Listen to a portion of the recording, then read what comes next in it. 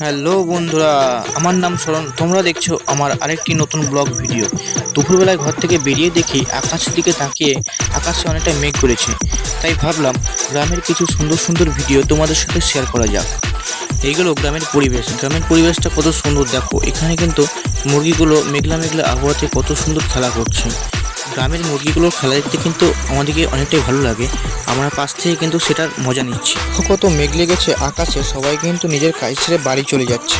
মেঘলা আবহাওয়াতে গ্রামটিকে অনেকটাই সুন্দর লাগছে। আকাশে মেঘ লাগার কারণে কিন্তু অনেকজনের কাজ ছেড়ে বাড়ি চলে যাচ্ছে। ওনারা সকালবেলা বেরিয়েছিল কাজের আশাতে, কিন্তু ওদের কাজ হলো না আকাশে মেঘ লাগার কারণে।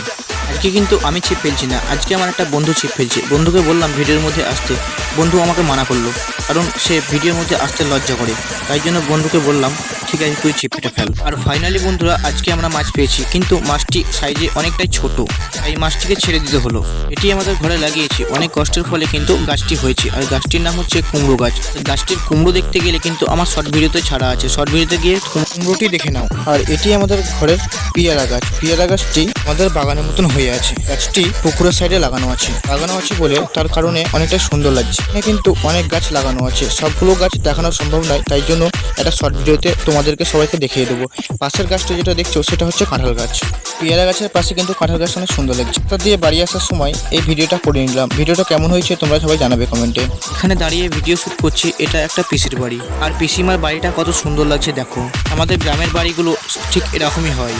যে গাছটি দেখছো সেই গাছটিতে কিন্তু আমার বন্ধু চেপে আছে, ছাগলের জন্য পাতা পাচ্ছে। কিছুক্ষণ পর বৃষ্টি চলে আসবে তার জন্য। আর বৃষ্টি চলে এলে ছাগলদের কিছু খাওয়া হবে না, সেজন্য পাতাগুলো পেরে নিচ্ছে। আর এটি আমাদের পিসিমা নারকেল গাছ, এটি আমাদের পিসিমার টিনের বাড়ি।